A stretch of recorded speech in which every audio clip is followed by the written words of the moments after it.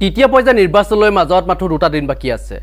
ইতিমধ্যে আপোনালোকে জানে যে শাসকীয় পক্ষ আৰু বিৰোধী ঐক্যমঞ্চৰ মাজত যিখন যুঁজ আৰম্ভ হ'বলৈ গৈ আছে 7 এপ্ৰিল তাৰিখে, আৰু এই নিৰ্বাচনী যুঁজ হোৱাৰ পূৰ্বে যি কৰ্মী মানে বিজেপিৰ কৰ্মী আৰু বিৰোধী কৰ্মীসকলৰ মাজত যিখন যুঁজ হৈছে সেই যুঁজখন দেখুৱাম। কাৰণ আপোনালোকে জানেই যে বিজেপিৰ যিসকল কৰ্মী আছে তেওঁলোকেতো হাৰি যাব নিবিচাৰে, তেওঁলোক যিমান লাজ দিলেও তেওঁলোকেতো লাজ নাপায়। কাৰণ তেওঁলোকে লাজ পালে মানে আকৌ ইফালে কি হ'ব, আকৌ বছে ধৰিব নহয়, বছেটো ভালকৈ জাৰি দিব, গতিকে হাৰি যাবতো নোৱাৰে। সেইকাৰণে তেওঁলোকে মানে কি কৰিছে, যিখন যুঁজ ইতিমধ্যে কৰিছে গুৱাহাটী লোকসভা সমষ্টিৰ কাৰণে, ইতিমধ্যে জানে যে দুগৰাকী প্ৰাৰ্থী মীৰা বৰঠাকুৰ ভাৰ্চেছ বিজুলী কলিতা। এতিয়া মীৰা বৰঠাকুৰৰ যিখিনি কৰ্ম, এই কৰ্মখিনিক লৈ যদি যিসকল বিৰোধী আছে তেওঁলোকে যদি গোটেই কথাখিনি যদি কয় তেতিয়া তেওঁলোকে বিশ্বাস নকৰে। মানে এইবিলাক কথা মানে কি, বিশেষকৈ যি শাসকীয় পক্ষৰ যিসকল কৰ্মী আছে তেওঁলোকে মানে মানি ল'ব নিবিচাৰে। এতিয়া জানেই যে বিৰোধী ঐক্যমঞ্চই যিখিনি কথা কয় শাসকীয় পক্ষই যিটো তাৰ বিৰুদ্ধে কয়, এইটো আপোনালোকে জানে যে এখন নিৰ্বাচনী য'ত থাকিবই এনেকুৱা।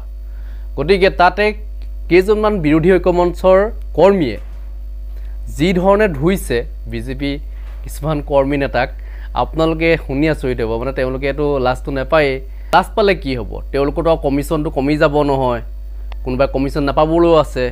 চাব ইয়াত যিখন যুঁজ হৈছে যুঁজখনটো বছে চাই থাকিব যে কোনে কিমান তৰ্ক কৰিব পাৰিছে, সেইটো চাই পেলিহেতো কিবা এটা দিব।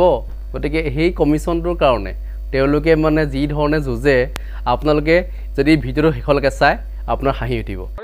আমি এই অঞ্চলটোৰ বিষয়ে অকণমান আলোচনা কৰিব লাগিব। এই অঞ্চলটোত বিভিন্ন ধৰণৰ সমস্যা আছে, তাৰ ভিতৰত এটা বিশেষ সমস্যা হৈছে হাতী মানুহৰ সংঘাতৰ বিষয়ে আমি বহু ক্ষেত্ৰত পাই থাকোঁ। এই সমস্যাসমূহ আপোনালোকে সমাধানৰ ক্ষেত্ৰত চৰকাৰলৈ আপোনালোকে আহ্বান আছিল নে আপোনালোকৰ? নিশ্চয় আছে। হাতী মানুহৰ সংঘাত আমাৰ নিজৰ গাঁৱতে, মোৰ বিভিন্ন ফটো আছে, সদায় হাতী আমাৰ গাঁৱত পদাৰ্পণ কৰে। বৰকুচি, বঙৰা, আপোনাৰ ৰঙামাটি, গদেবৰী, এই গোটেই অঞ্চলত হাতীয়ে পৰিভ্ৰমণ কৰে।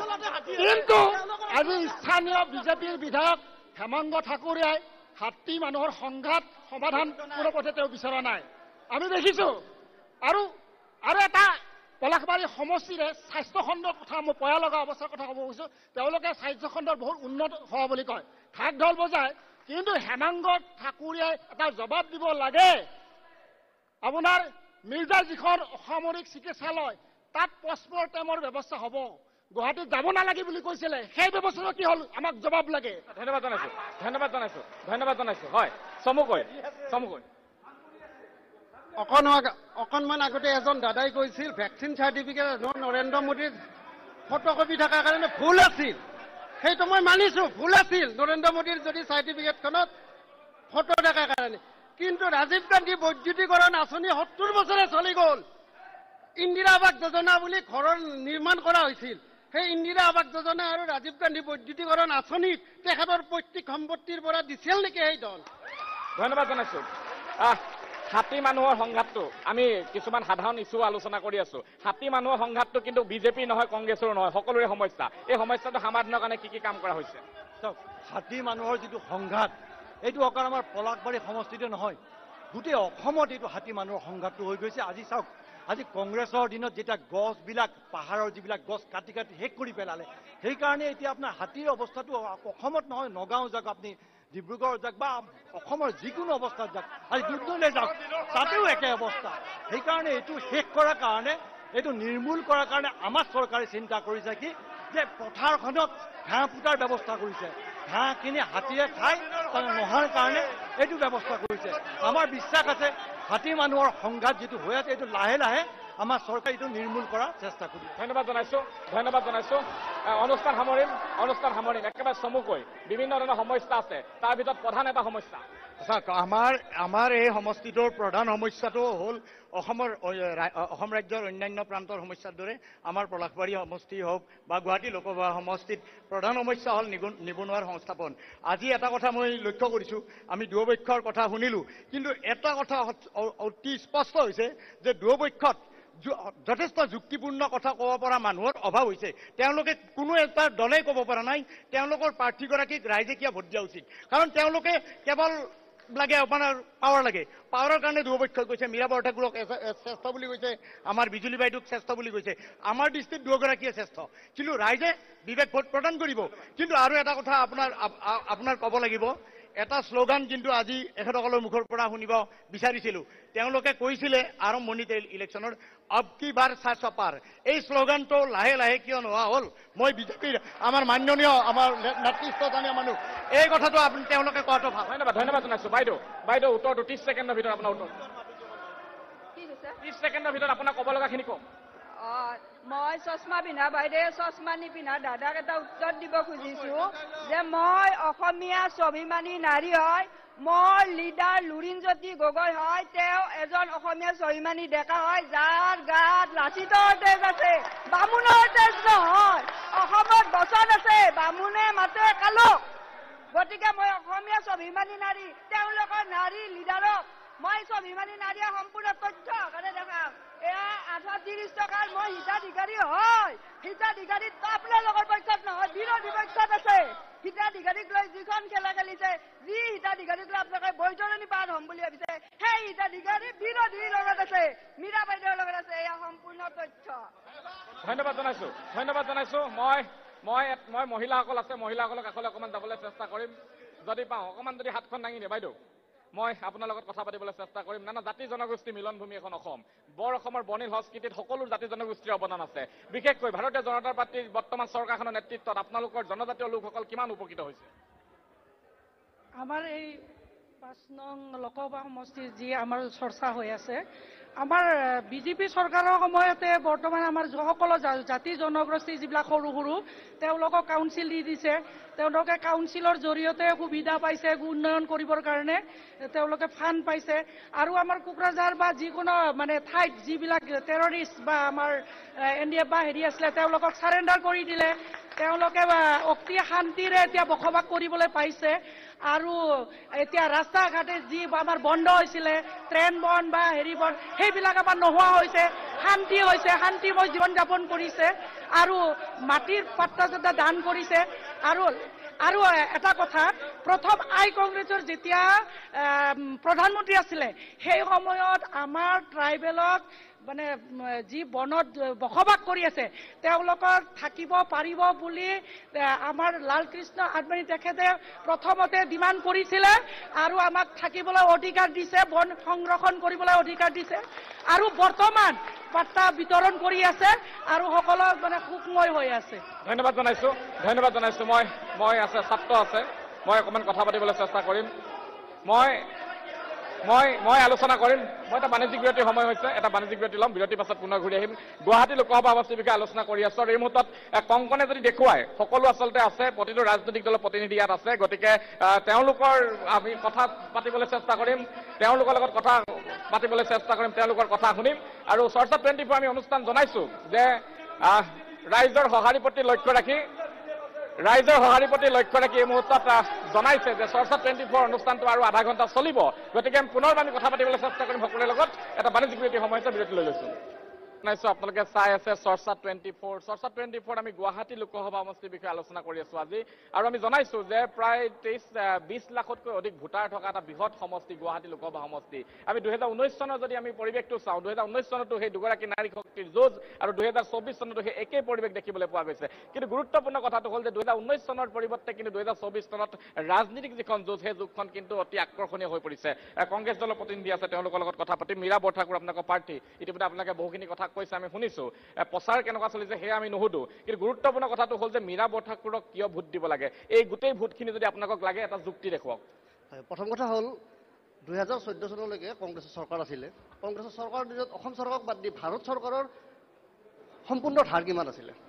আজি 2024 চনত ভাৰত চৰকাৰৰ ধাৰ কিমান আছে? যে 10টা বছৰত ধাৰ 4 গুণ কেনেকৈ বাঢ়ে? সেই উন্নয়নৰ নামত ইমান ফবলা স্বৰূপ দেখায় নেকি যে উন্নয়নৰ নামত টকাবিলাক কলৈ গ'ল? আঁচনি দিছে, আঁচনি দি পেলাই উন্নয়ন হয় নেকি? যে আজি আমি এইটোৱে বিচাৰিছোঁ যে মীৰা বৰঠাকুৰ বাইদেউক ভোট দি জয়যুক্ত কৰিব লাগে। যাতে বজ্ৰকণ্ঠৰে সদনৰ মজিয়াত বহি, লোকসভাৰ সদনৰ মজিয়াত বহি পেলাই তাৰমানে উচ্চ স্তৰত ক'ব পাৰিব যে আমাক এই বস্তুটো দাবী কৰিব পাৰিব যে আমাক গুৱাহাটী লোকসভা সমষ্টিত অমুক উন্নয়ন হোৱা নাই, এইটো কাম বাকী আছে সেইটো কাম বাকী আছে, সেই বস্তুটোৰ কাৰণে আমাক সেই কথাখিনি উত্থাপন কৰিবৰ কাৰণে তাৰমানে কি আমাক মীৰা বাইদেউক ভোট দি জয়যুক্ত কৰিব লাগে। আপোনালোকে ভাবেনে আপোনালোকৰ যিগৰাকী প্ৰাৰ্থী মীৰা বৰঠাকুৰে আপোনালোকৰ যিসমূহ অভাৱ অভিযোগ এইসমূহ দিল্লীত মছদনে লৈ যাব পাৰিব? নিশ্চয়কৈ মীৰা বৰঠাকুৰ বাইদেৱে আমাৰ গুৱাহাটী লোকসভা সমষ্টিৰ প্ৰতিটো সমস্যা আৰু প্ৰতিখিনি আমাৰ অভাৱ অভিযোগ দিল্লীত তেওঁ সহজৰে উত্থাপন কৰিব পাৰিব। আৰু গুৱাহাটী লোকসভা সমষ্টিৰ ৰাইজে ইতিমধ্যে সিদ্ধান্ত লৈছে যে এইবাৰ গুৱাহাটী লোকসভাত প্ৰত্যেকগৰাকী ভোটাৰে প্ৰাৰ্থী চাই দল চাই ভোট নিদিয়ে, প্ৰাৰ্থী চাই ভোট দিব, প্ৰথম কথা। দ্বিতীয় কথা, মীৰা বৰঠাকুৰ গোস্বামী ডাঙৰীয়ানী বিজুলী কলিতা মেধি ডাঙৰীয়ানীতকে সজোৰে নিজৰ বক্তৃতাখিনি সজোৰে সদনত উত্থাপন কৰিব পাৰিব। আৰু পলাশবাৰী বা গুৱাহাটী লোকসভাৰ ৰাইজে এইবাৰ এইটো ভুল নকৰে যে 2014 চনত বা 2019ত যিটো ভুল কৰিছিলে, কাৰণ গুৱাহাটী লোকসভা সমষ্টিৰ ৰাইজে এইবাৰ বজ্ৰকণ্ঠ বিচাৰে, ডিমাটি কন্যা নিবিচাৰে। ধন্যবাদ জনাইছো। মই সেই একেটা প্ৰশ্ন যদি উত্তৰ যদি বিচাৰো, মই একেটা প্ৰশ্ন উত্তৰ জানিবলৈ চেষ্টা কৰিম। মই তেওঁলোকৰ পৰাও জানাইছো, মই সেই একেটা প্ৰশ্ন বিজুলী বাইদেউ আপোনালোকৰ প্ৰাৰ্থী তেখেতক কিয় ভোট দিব লাগে, এনেকুৱা যুক্তি দেখুৱাওক যিসকল এই ভোটখিনি আপোনালোকলৈ আহে। ধন্যবাদ জনাইছো। আজি আমি বিৰোধী দলক ক'ব বিচাৰিছো, আগ্ৰহ প্ৰকাশ কৰিছো, পৰহি ৰামপুৰৰ ফিল্ডত 2 গগৈ আহিছিলে। 2 গগৈ আহি মানুহ গটাব নোৱাৰিলে, মানুহ গটাব নোৱাৰিয়ে 1 গগৈ ভলীবল খেলিলে, ভলীবল খেলিছে। অনাগত দিনত আমি পলাশবাৰী সমষ্টিৰ ৰাইজে আৰু গগৈক আহ্বান জনাম, নিমন্ত্ৰণ কৰিম, অনাগত দিনত যেন মাৰ্বল খেলিব আহে। ধন্যবাদ জনাইছো এই চেনেলটোক আমাৰ মনৰ কথাখিনি কোৱাৰ কাৰণে। তৃণমূল পৰ্যায়ত যাওক, গ্ৰাউণ্ডত যাওক, এই দলকেইটাৰ অস্তিত্ব কি আছে, অস্তিত্ব চাই পেলাই যুক্তি তৰ্ক কৰক। এটাকে অবাবত বুকি পেলাই মানুহ বিভ্ৰান্তি সৃষ্টি কৰিবলৈ নালাগে। হ'ব, ধন্যবাদ জনাইছো। মই পিছফালে যাম বাইদেউ, মই কথা পাতিম দুষাৰ। হয়, কোনগৰাকীয়ে ক'ব? হয়, মই দুটা কথা জানিবলৈ চেষ্টা কৰিম। আমি মহিলা শক্তি এবাৰ দেখিছো। 1 মিনিট অকণমান প্ৰশ্নটো সুধিবলৈ দিয়ক, ধৈৰ্য সহকাৰে প্ৰশ্নটো সুধিবলৈ দিয়ক। মহিলা শক্তিৰ বিষয়ে আলোচনা চলি আছে। গুৱাহাটী লোকসভা সমষ্টিত প্ৰতি বছৰে দেখিছো আমি মহিলা শক্তিৰ যথেষ্ট পৰিৱেশ এটা দেখিছো। গতিকে এইবাৰ আপোনালোকে যি সিদ্ধান্ত ল'ব, এই সিদ্ধান্তৰ বা আপোনালোকৰ যিখিনি কথা, সেই মনৰ কথাখিনিক দিল্লী মছদনলৈ বিজুলী বাইদেউ লৈ যাব পাৰিব বুলি ভাবেনে? নিশ্চয়। চাওক, আমাৰ পলাশবাৰী সমষ্টিত তেখেতসকলে যে কৈ আছে আমাৰ কি হোৱা নাই। চাওক, মই ওপৰালি পঞ্চায়তৰ লগত আছো। তেখেত আমাৰ ইয়াতে যিমান কেইজন ল'ৰা, আমাৰ যিমান কেইজন আছে, আমাৰ ওপৰালি হাইস্কুলখন চাওক, ইমান দিনে পানীৰ তলত পৰি আছিলে। তেখেতসকলে জানে আমাৰ এই পলাশবাৰী সমষ্টিৰ এখন বিখ্যাত, আমাৰ মেট্ৰিকৰ য'ত যিখিনি হয় এখন স্কুল, ইমান দিনে ল'ৰা ছোৱালী পঢ়িব পৰা নাছিলে, কিন্তু সেইখন স্কুল আমাৰ হেমাংগ ঠাকুৰে MLA হোৱাৰ পিছতে মডেল হৈ গ'ল, হয়নে? আৰু চাব, এই স্কুলখন যেতিয়া পানীৰ তলত পৰি যায় আছিল, আমাৰ 17 বছৰে কংগ্ৰেছে ৰাজত্ব কৰিছিল, কোনো দিন আমাৰ পলাশবাৰী সমষ্টিত কোনো উন্নয়নৰ কাম কৰিব পৰা নাছিলে। কিন্তু আমাৰ হেমাংগ ঠাকুৰে ইয়াত পলাশবাৰী সমষ্টিত অহাৰ লগে লগে স্কুলখনটো মডেল হ'ল। আমাৰ ৰাস্তা ঘাট আমাৰ কিমান 273টা ৰাস্তা হ'ল। আমাৰ পলাশবাৰী সমষ্টিত এটা এনেকুৱা ৰাস্তা নিৰক্ষৰ হৈ থকা নাই, সব ৰাস্তাই হৈ গ'ল। আমাৰ যিটো নলাৰ কাৰণে যিটো আমাৰ,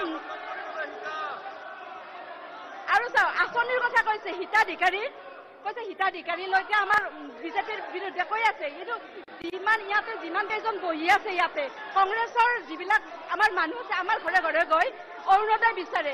তেখেতসকলক যে বিজেপি চৰকাৰ নালাগে, বিজেপিৰ আঁচনিসমূহ কিয় তেখেতসকলে ল'ব যায়? আৰু আমাৰ ইয়াতে বহুত কেইজন নেতা ইয়াতে বহি আছে। ধন্যবাদ জনাইছো। আমি আলোচনা কৰিম, আমি আঁচনিখিনি নাচাওঁ। নিৰ্বাচনৰ সময়।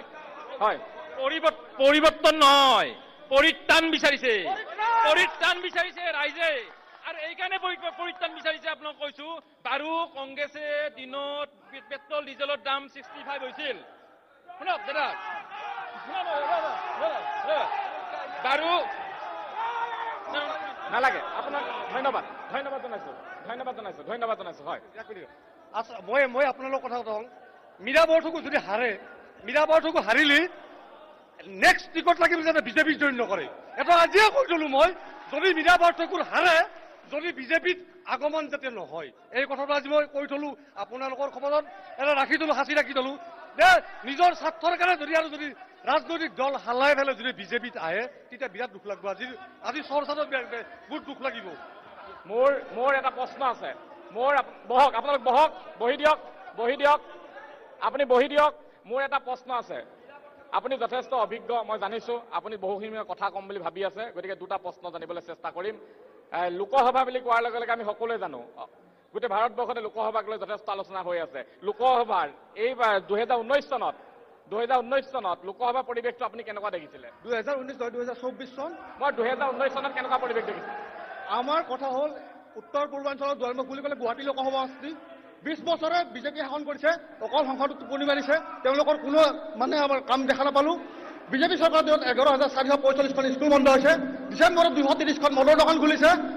এওঁলোকৰ আমি 2014 চনত আমাৰ পলাশবাৰীখন উদ্যোগ নগৰী বুলি ঘোষণা কৰিছিল। উদ্যোগত এতিয়া আমাৰ অসমীয়া মানুহ, আমাৰ যিখিনি খিলঞ্জীয়া মানুহ কেইজনে কাম কৰিছে, যিখিনিয়ে কাম কৰিছে 12 ঘণ্টা কাম কৰে, তেওঁলোকক 10,000 বা 11,000। মোৰ প্ৰশ্ন, অনুষ্ঠানটো মোৰ, গতিকে আপোনাৰ পৰা মই দুটা প্ৰশ্ন জানিব শিকি যাব লাগিব। 2019 চনত আপোনালোকৰ প্ৰাৰ্থী কোন আছিল?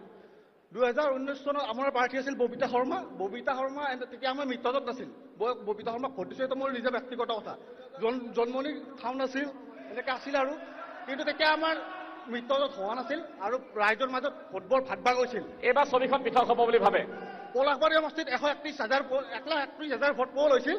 তাৰে হেমন্ত ঠাকুৰে 68,000 ভোট পাইছে, 63,000 বিৰোধীয়ে পাইছিল। এইবাৰ ছবিখন সলনি হ'ব বুলি ভাবে? সম্পূৰ্ণ ছবিখন সলনি। আমাৰ লগত বিজেপিৰ মানুহ যোগাযোগ কৰি আছে। আৰু এইমাত্ৰ অলপ আগতে এই বনজিৎ আমাৰ বন্ধুজনে কৈছে, তেখেতে বিজুলী মীৰা বৰঠাকুৰৰ অৱদান কি সুধিছে। তেখেতে নিজে কৈছে তেওঁলোকে বোলে মীৰা বাইদেউৰ লগত যথেষ্ট দিন কাম কৰিছে বিজেপিৰ কৰ্মীখিনিয়ে, আৰু তেওঁলোকে কৈছে মীৰা বাইদেউৰ অৱদান কি তেওঁলোকে চিনি নাপাওঁ বুলি কয়। কিন্তু তেওঁলোকে ক'ব নোৱাৰে আজি বিজুলী বাইদেউ কোন, বিজুলী কলিতা মেধি ক'ৰ পৰা আনি দিলে। বিজুলী কলিতা মেধি এনেকুৱা এজন ব্যক্তি আনিছে যিজনক মানুহে চিনি নাপায়, যাৰ ঘৰত তৃণমূলৰ লগত সম্পৰ্ক নাই। তেওঁলোকে এনেকুৱা প্ৰাৰ্থী দিছে দিয়ে, তাৰমানে এনেকুৱা চতুৰ ৰাজনীতি কৰিছে, তেওঁলোকে নজনা মানুহক প্ৰাৰ্থী পলাই মানে জয় কৰে পঠাই দিয়ে। ধন্যবাদ। যাৰ যেতিয়া মানে কথা ক'ব নোৱাৰে তেওঁলোকক তলত ৰাখিব পাৰে, নহ'লে আমাৰ দলবগৰা কংগ্ৰেছীখিনি বেয়া হ'ব নহয়। দলবগৰা কংগ্ৰেছীখিনি ওপৰত যাব নিদিয়ে, তাৰমানে দলবগৰা কংগ্ৰেছীখিনিয়ে। ধন্যবাদ জনাইছোঁ। দুটা কথা হয়, আপুনি ক'ব, মই উঠি দিলে ভাল পাম। শাসক পক্ষই বহুকেইটা কথা বাৰে বাৰে কৈ আছে, আপুনি মোৰ কথাখিনি শুনি আছে ভালকে? শাসক পক্ষই বাৰে বাৰে কিছুমান কথা ক'ব খোজে। তাৰ ভিতৰত এটা যথেষ্ট চৰ্চিত বিষয় হৈছে যে এইবাৰ লোকসভা নিৰ্বাচনৰ প্ৰাকখনত কংগ্ৰেছ দলত যথেষ্ট খহনীয়া হৈছিল, আমি দেখা পোৱা গৈছিল। কিন্তু তাৰ পাছতো কংগ্ৰেছ দলৰ প্ৰতিনিধিসকলে যথেষ্ট প্ৰত্যাহ্বান নেওচি আগবাঢ়িছে। আমি আশা কৰিব পাৰিমনে যে আপোনালোকৰ এই প্ৰত্যাহ্বানক সফল ৰূপ দিব এদিন? নিশ্চয় পাৰিম। আৰু যিখিনি অৰিজিনেলি কংগ্ৰেছ ব্লাডত আছে তেখেতসকলে বেলেগ দল কৰিব নোৱাৰে, আৰু যিখিনি দালালবাজি সেইখিনি বেলেগ দলত যাব পাৰে। দালাল বিজেপিখিনি দালাল কংগ্ৰেছীখিনি বেলেগ দলত যাব, এইটো মই স্পষ্ট। আৰু আপোনাক কৈ আছোঁ মই, আমি গোটেইখিনি আমি পলাশবাৰীৰে মানুহ, আমি হাই কাজিয়া কৰি লাভ নাই। আমি কিছুমান গঠনমূলক কথা চিন্তা কৰিব লাগে। আজি কা আন্দোলনত কিৰণ ৰিজিজুৱে যিটো বক্তব্য দিছে, অসমত 5 লাখ বিদেশী সোমাব, এই কথাটো তেখেতসকলে কি চিন্তা কৰিছে? এই বিষয়টো পাছত স্পষ্টীকৰণ দিয়ক। আৰু ক'ব দিয়ক, আৰু ক'ব দিয়ক। আজি আমাৰ পলাশবাৰী সমষ্টি, পলাশবাৰী সমষ্টিৰ, মোক আপুনি অপসময় দিব, পলাশবাৰী সমষ্টি কংগ্ৰেছৰ দিনত এই ইণ্ডাষ্ট্ৰিয়েল এৰিয়া ঘোষণা কৰিছিলে, যাৰ কাৰণত আজি বিজেপিৰো বহুত ল'ৰাই কোম্পানীত কাম কৰি চলি আছে। হ'ল এইটো এটা ডেভেলপ আমাৰ কংগ্ৰেছৰ দিনত। কিন্তু আমি কংগ্ৰেছে পলাশবাৰী সমষ্টিৰ পৰা আজিলৈকে জুতিব পৰা নাই, সেইটো আমাৰ কাৰণে দুৰ্ভাগ্যজনক কথা।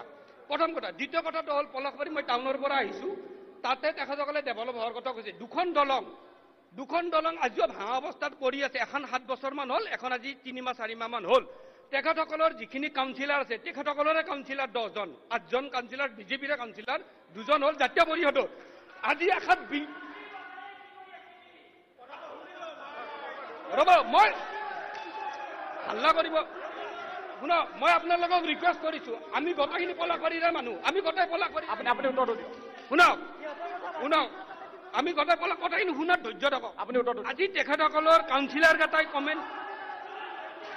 ধন্যবাদ। তেখেতসকলৰ কাউন্সিলাৰে কমেণ্টমেণ্ট দিছে যে তেখেতসকলে দলংখনৰ কথা একো নাজানে। প্ৰথম কথা। দ্বিতীয় কথা, 70 বছৰে কংগ্ৰেছে কি কৰিছে এজনে কৰিছে। আজি 70 বছৰে কংগ্ৰেছে কৰিছে কাৰণে মোদীয়ে আজি বিক্ৰী কৰিব পাৰিছে। আজি তেখেতসকলে তেখেতসকলে যিখন হস্পিটেলত জন্ম লৈছে আৰু যিখন মাতৃসকলে জন্ম লৈছে সেইখনো কংগ্ৰেছৰে হস্পিটেল আছিল। তেখেতসকলে শিক্ষিত লৈছে, তেখেতসকলে এডুকেটেড ল'ৰা কংগ্ৰেছৰ কলেজত পঢ়িয়ে কিন্তু শিক্ষা লৈছে। তেখেতসকলে ক'ব নোৱাৰে যে আমি কংগ্ৰেছৰ হস্পিটেল। ধন্যবাদ। মই উত্তৰখিনি ল'ম, আপোনালোকৰ মানুহখিনি শান্ত কৰি ৰাখক, মই উত্তৰখিনি ল'বলৈ চেষ্টা কৰিম। সভাপতি ডাঙৰীয়া যিহেতু আছে, বহুকেইটা বিষয় ইতিমধ্যে আপুনি দেখিছে উত্থাপন হৈছে, গতিকে পলাশবাৰী শেহতীয়াকৈ উন্নয়নৰ ছবিখন কেনেকুৱা ধৰণৰ আপোনালোকৰ দৃষ্টিত? চাওক, পলাশবাৰী সমষ্টিত আপোনাৰ এই সমষ্টিটো সম্পূৰ্ণ একদম ব্যতিক্ৰম সমষ্টি। 10 বছৰকে এই 8 বছৰ হ'ল ভাৰতীয় জনতা পাৰ্টীৰ আগতে এজন বিধায়ক আছিল প্ৰণৱ কলিতা, বৰ্তমান হেমাংগ ঠাকুৰীয়া আছে বিধায়ক। পলাশবাৰী সমষ্টিৰ প্ৰতি আমাৰ মুখ্যমন্ত্ৰী মহোদয়ৰ এটা সঁচাকৈ এটা আন্তৰিকতা থকা বুলি আমি ভাবি লৈছোঁ। কাৰণ দুখন দলঙৰ কথা ওলাইছে কিন্তু নিশ্চয় হয়। চাওক, দুখন দলঙৰ কথা মই ঠিক ক'বলৈ নাযাওঁ। প্ৰথমতে ক'ব লাগিব, চাওক, পলাশবাৰী আৰু শুৱালকুছিৰ যিখন সংযোগী দলং, সেইটো চিন্তা কৰক, 3194 কোটি টকাৰে সেই কাম আৰম্ভ হৈছে। এইটো বহুত ডাঙৰ কথা। আগতে এখন তেনেকুৱা দলং পাব লাগিলে আন্দোলন কৰিব লাগিব, মানুহ শ্বহীদ হ'ব লাগিব, তেতিয়াই তেনেকুৱা দলং এখন পায়। আমাৰ ইয়াতে আয়ুৰ্বেদিক কলেজ আৰম্ভ হৈছে হাৰুপাৰা, তেনেকুৱা ধৰণৰ ৰাস্তা ঘাট। আজি অসম মালাৰ যোগেদি পলাশবাৰীৰ পৰা চান্দুবিলৈকে প্ৰকাণ্ড ৰাস্তা আৰম্ভ হৈছে। অসম মালাৰ যোগেদি আপোনাৰ এই উপহালিৰ পৰা মাথাউৰি হৈ এনেকৈ ৰাস্তা আৰম্ভ হৈছে। এই IIM, সেইদিনা আমাৰ অসমৰ মুখ্যমন্ত্ৰী ডক্টৰ হিমন্ত বিশ্ব শৰ্মাদেৱে ক'লে যে আমাৰ ইয়াতে IIM নামৰ এখন মানে এটা শিক্ষাখণ্ডৰ এখন প্ৰতিষ্ঠান ইয়াতে স্থাপন হ'বলৈ গৈ আছে। সেইকাৰণে পলাশবাৰী সমষ্টি বুলিয়ে নহয়, ভাৰতীয় জনতা পাৰ্টীৰ চৰকাৰৰ দিনত গোটেই অসমত এটা পৰিৱৰ্তন হৈছে। আমাৰ মুখ্যমন্ত্ৰী ডক্টৰ হিমন্ত বিশ্ব শৰ্মাদেৱে 2021 চনত ৰাইজক কৈছিল যে আমাৰ ভাৰতীয় জনতা পাৰ্টীৰ চৰকাৰ যদি দ্বিতীয়বাৰলৈ হয় তেতিয়া বিনামূলীয়া আৰু স্বচ্ছ আৰু নিকাভাৱে 1 লাখ নিবনুৱাক চাকৰি দিম। কথামতে কাম। এতিয়া মুখ্যমন্ত্ৰী হিমন্ত বিশ্ব শৰ্মাদেৱে কৈছে যদি আমাৰ এই লোকসভা নিৰ্বাচনৰ পিছত এবছৰৰ পিছত আকৌ নিবনুৱা 50,000 নিবনুৱাক আকৌ চাকৰি দিব। এইবাৰ এটা সিদ্ধান্ত লৈছে। এই সিদ্ধান্তটো হ'ল যে আমাৰ চৰকাৰে যাৰ ঘৰত চাকৰি আছে তেওঁক চাকৰি নিদিয়ে, যাৰ ঘৰত চাকৰি নাই তেনেকুৱা ঘৰত চাকৰি দিয়াৰ ব্যৱস্থা কৰিছে সম্পূৰ্ণ নিকাভাৱে। তাত কংগ্ৰেছে হওক, বিজেপিয়ে হওক, AGPয়ে হওক, কি দল কথা নহয়। মোৰ ঘৰৰ ওচৰত এজন ৰিক্সাৱালা ল'ৰাটোৱে পাইছে পুলিচত চাকৰি, ছোৱালীজনীয়ে পাইছে টেটত টিচাৰ হিচাপে চাকৰি পাইছে। কিমান আনন্দৰ কথা। আগতে কংগ্ৰেছৰ দিনত মানুহে পঢ়া শুনা এৰি পেলাইছিল, কাৰণ টকা পইচা নহ'লে মানুহৰ নিযুক্তি হোৱা নাছিল।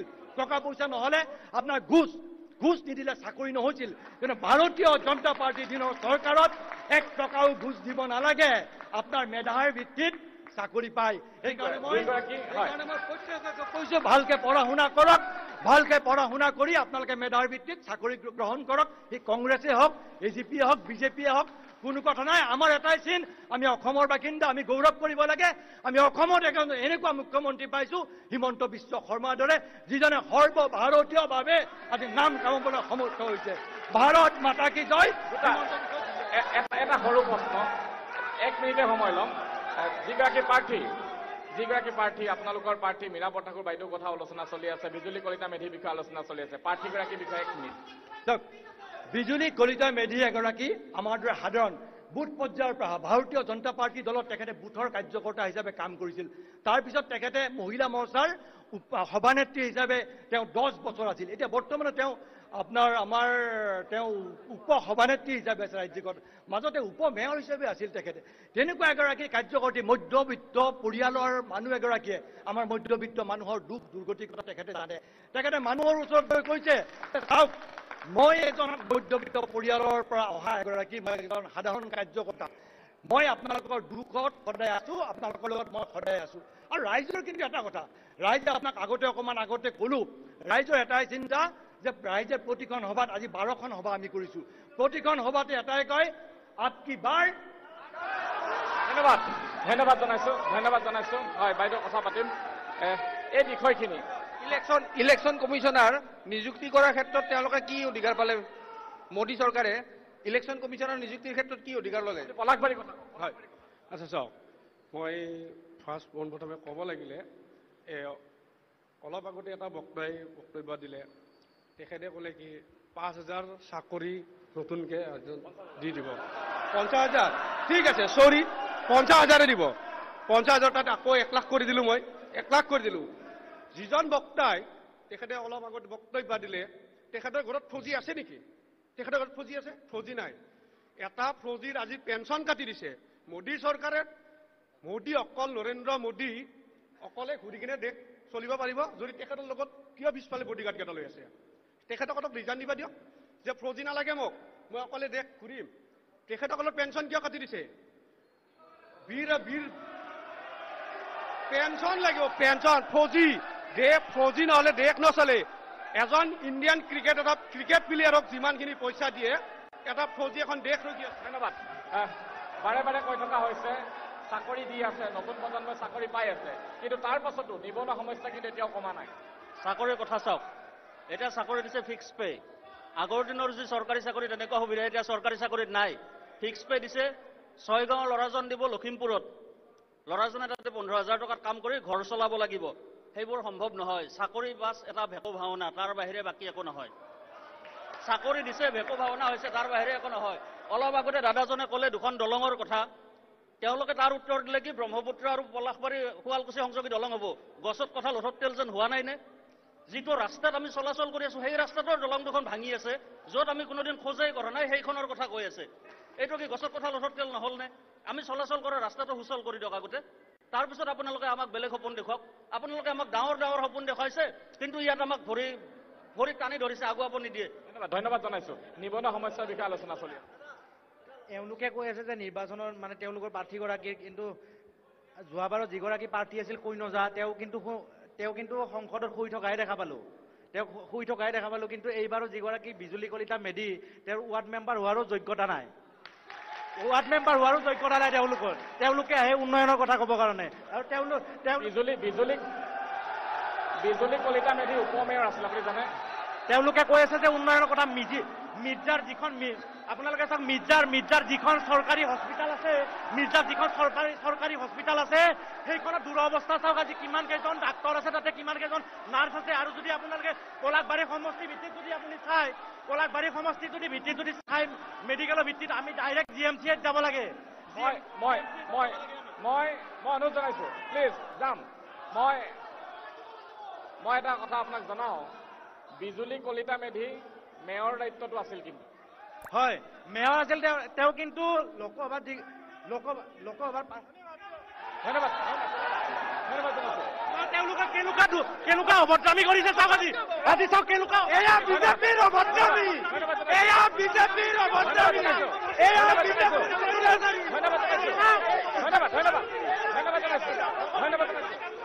জনাইছো। চৰ্চা 10 বিষয়ে